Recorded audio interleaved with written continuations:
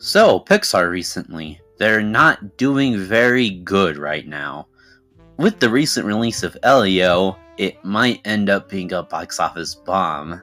So, that gives me a question. Why don't people care about Pixar anymore? Well, I do have some theories, so let's talk about them. One major theory I like to propose is that they're not as big events anymore. I mean, during their golden age, they would mainly make a lot of money and get some good reviews.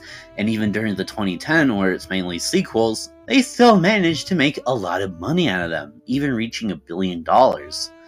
And then came the 2020s, where the pandemic, I don't know what I'm saying anymore. But if we take a look at Pixar's two recent movies, Inside Out 2 and of course Elio, you probably might see the difference. Inside Out 2 has been marketed as like a big event, like, yeah, it's a sequel to Inside Out 2, go watch it.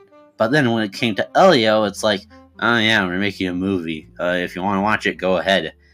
It doesn't match the same thing of like the 2000s and 2010s, you know? Another theory is that their original movies usually go up against some major competition.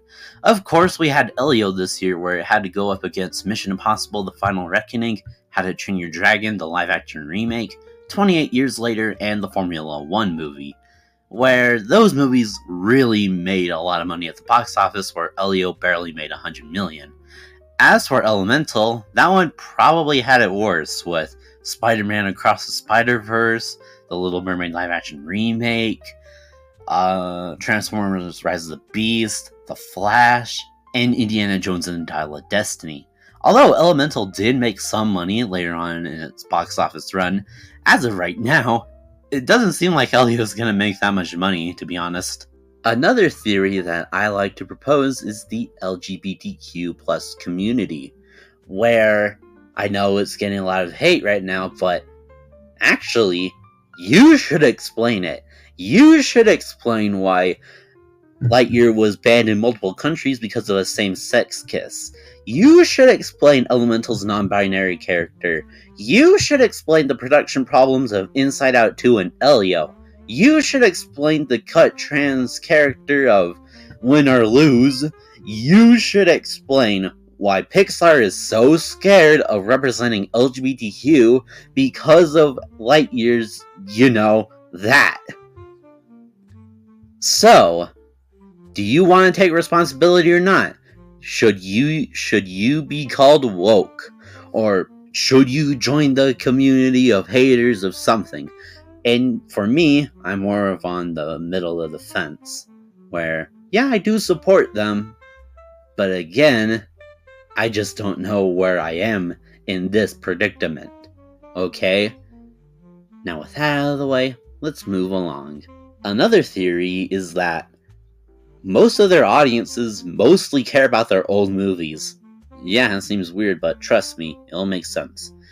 You see, their first 15 years of making movies, Pixar was on a pretty good winning streak, with maybe the exception of like A Bug's Life and Cars. Every other movie was pretty good, with like the 3 Toy Stories, Monsters Inc., Finding Nemo, The Incredibles, Ratatouille, WALL-E, and Up. But when it came to the 2010s, that's where they lost a bit of their audience, and by the 2020s, nearly all of their audience is gone. Sure, they could still make some good movies here and there with like some of their originals and some of their sequels, but it's mainly those first movies that people care about. And one more theory that I like to propose is that their audience is just growing up. You see, when they're younger, they can have so much thoughts about animated movies, and since they were a bit younger, they would probably have a good reception with Pixar, since they would be for kids, but they would also be for adults. Until recently, where probably most of the kids that watch early Pixar movies have grown up. They watch adult movies, and they watch other animated movies from other studios.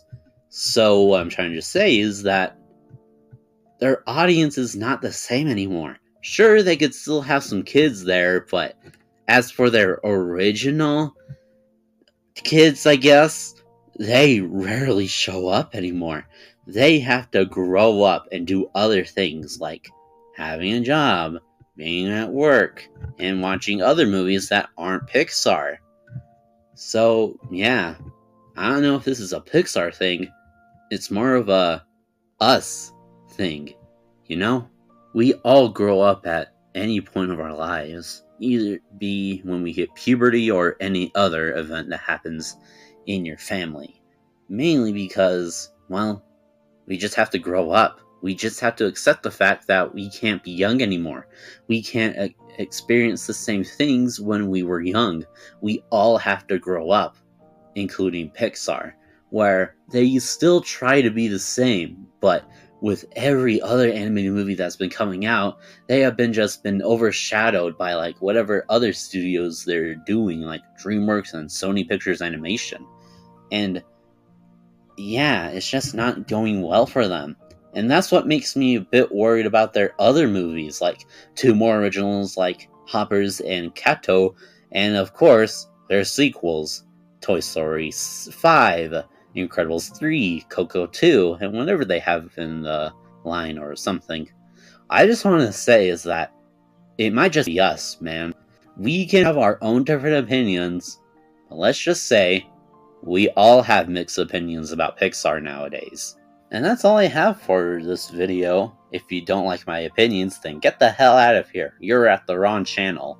But if you still want to stay along, then, I don't know, go subscribe. I want friends. Yeah. Anyway, go enjoy your day or something. Bye.